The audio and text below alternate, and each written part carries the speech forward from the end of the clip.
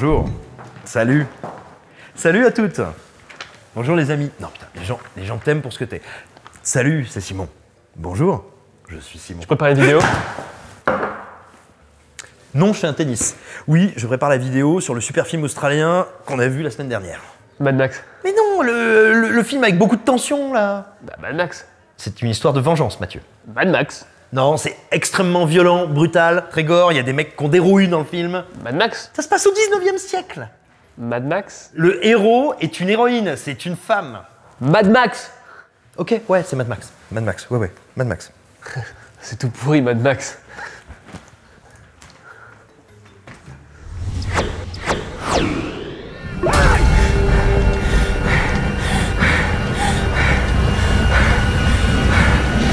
Suddenly, she was free.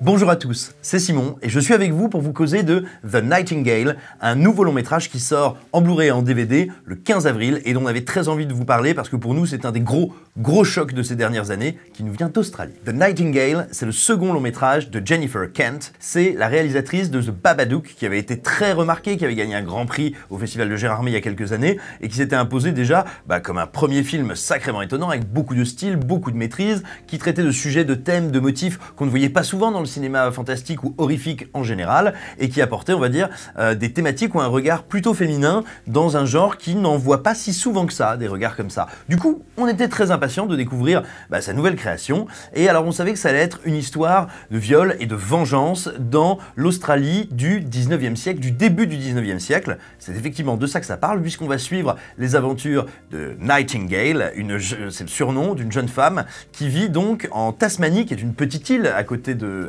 l'Australie à l'époque où ce pays-continent est encore une colonie pénitentiaire. Ce qui est un truc assez particulier. C'est-à-dire qu'il n'y a pas uniquement un peuple natif et un peuple colonisateur, il y a les aborigènes australiens, il y a les colons qui sont en fait des prisonniers, qui sont des citoyens britanniques qui sont en fait embastillés, qui ne sont pas libres, et au-dessus d'eux, l'administration coloniale et notamment militaire de la couronne. Eh bien, dans cet univers-là, une jeune femme va être victime d'un viol et d'autres actes assez terrifiants et va décider de partir en quête de vengeance.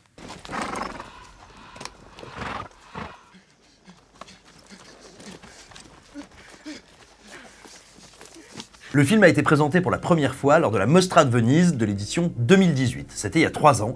Et il a mis du temps à arriver jusque chez nous parce que le film a énormément choqué à chaque fois qu'il a été présenté à du public. C'est un film qui fait mal, c'est un film qui impressionne, c'est un film qui sidère. Et on va essayer de vous expliquer pourquoi. Le premier point fort du film, c'est tout simplement sa mise en scène. Ses images, elles sont très impressionnante. Si vous avez commencé à regarder les quelques extraits qui émaillent cette vidéo ou la bande-annonce qu'on a partagée avec vous il y a très peu de temps, eh bien, vous avez dû remarquer que c'est un format d'image qui est assez rare, à part dans le cinéma d'auteur qui m'a un peu expérimenté sur la forme. C'est un format quasiment carré, c'est le format 1.33. Il est d'ailleurs très proche de celui qui a été utilisé il y a quelques semaines par Zack Snyder sur le Snyder Cut de Justice League. Ce qui est très intéressant avec les différents ratios d'image, c'est qu'ils n'amènent pas à composer de la même façon les plans. Par exemple, si vous utilisez, et c'est souvent le cas quand on va tourner en Australie, c'est souvent le cas quand on va tourner dans de grands décors, dans de grandes immensités, on utilise souvent le cinémascope parce que le cinémascope, vous savez, c'est ce format qu'on appelle parfois à tort 16/9, qui est anamorphosé, allongé comme ça sur les côtés, avec des bandes noires en haut et au-dessus. Ça sert à donner le sentiment que les personnages facilement peuvent être, on va dire, noyés dans une immensité, dans un grand décor. Là, Jennifer Kent, elle fait la réflexion inverse, elle va dans un format qui pousse à la verticalité, et pour 2 raisons. Parce que, déjà, tout d'abord, ces personnages vont être immergés dans une nature qui est hostile, qui est dure, qui les écrase. Ils sont face également à une hiérarchie sociale qui les oppresse, donc il y a quelque chose de vertical qui fond sur eux, mais au fur et à mesure du récit, ce sont eux qui vont s'élever par la révolte, la colère, la violence, mais tout simplement s'élever de par leur désir d'émancipation, et ça, elle le représente à l'image d'une manière qui est extrêmement puissante, extrêmement cinglante, et justement, ça permet d'avoir des plans, même quand l'action est très calme, on est face à des images qui sont très fortes, très inspirantes. Comme c'est une histoire de vengeance, il y a bien sûr des explosions, des pulsions de violence, de confrontation dans le film qui sont à la fois brutales et vraiment électriques, très fortes, ça vous prend aux tripes. Et bien ce format-là, ce format d'image, démultiplie ça et fait que non seulement quand on approche d'un personnage, littéralement, son visage, sa peau, ses traits prennent toute l'image et à ce moment-là, littéralement, un visage se transforme en paysage. We're all right. We're all right! mais aussi quand on a de l'action, eh ben on la rend beaucoup plus brute, beaucoup plus resserrée, beaucoup plus organique. Et là, il faut parler notamment de la photographie du film.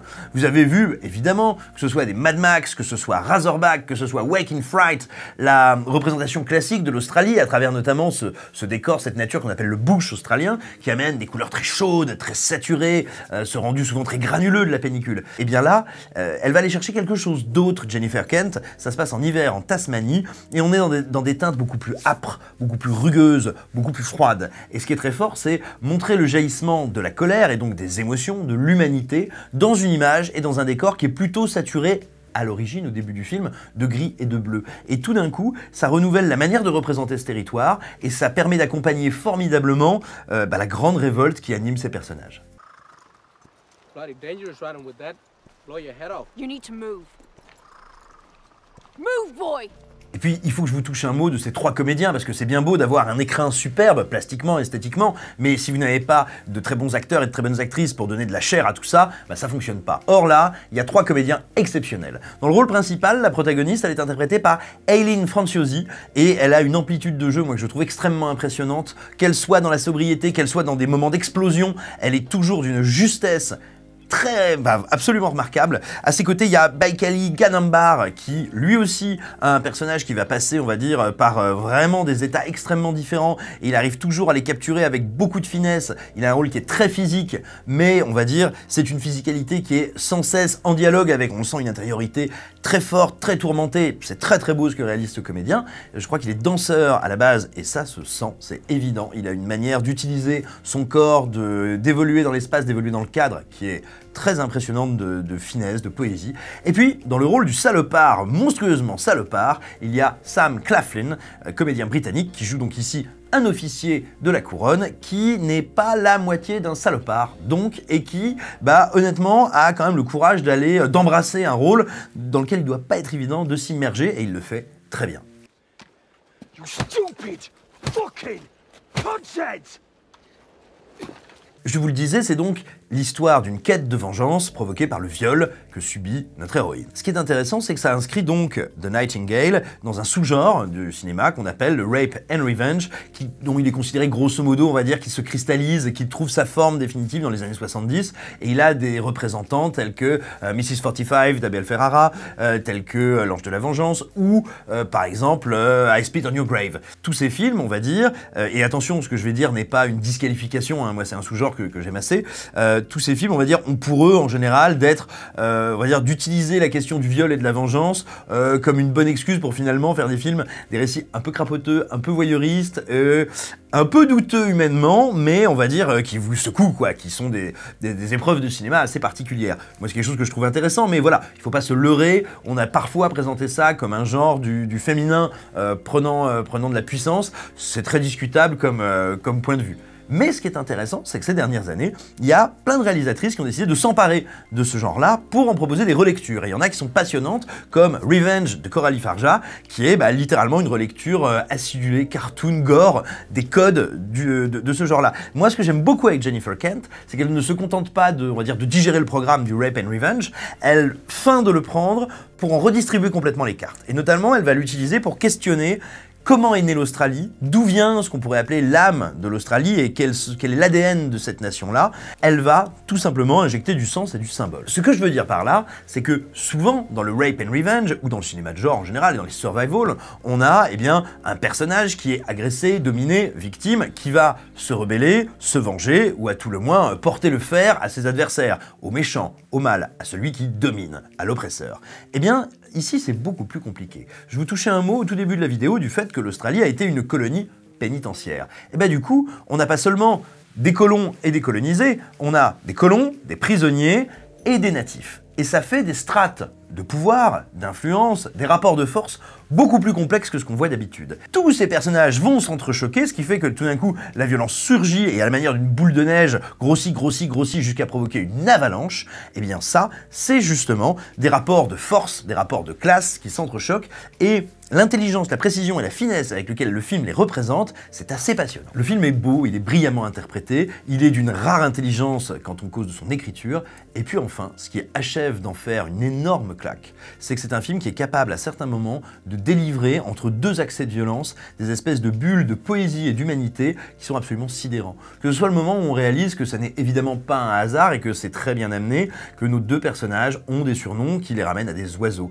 et de quelle manière ils prendront leur envol. Quand on réalise aussi que l'interdépendance puis l'alliance avec ces deux anti-héros un peu étranges et on va dire mal assortis sur le papier, eh bien que cette alliance va, lors des 5-10 dernières minutes du film, du climax, prendre une forme, encore une fois, très métaphorique, très poétique, et toujours en restant les deux pieds arrimés au sol, la rage au ventre, et en restant concret, physique, matériel. Ce mélange d'influences, ce mélange de lignes de force, c'est véritablement ce qui fait de Nightingale une œuvre unique, une œuvre à part, et on vous la recommande chaudement. Un avertissement toutefois, c'est pas un film léger. C'est pas un petit film de genre où on se dit oh là là, on va voir un peu de baston là, il y a des gars qui vont se faire mazibler, ça va être bien rigolo, il va y avoir de la viande sur les murs là.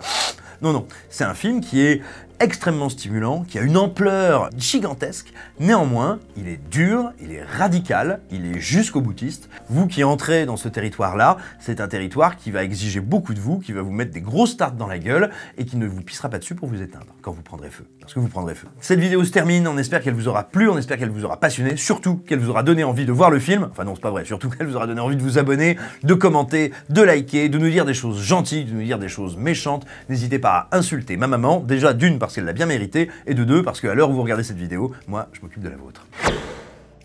Stop.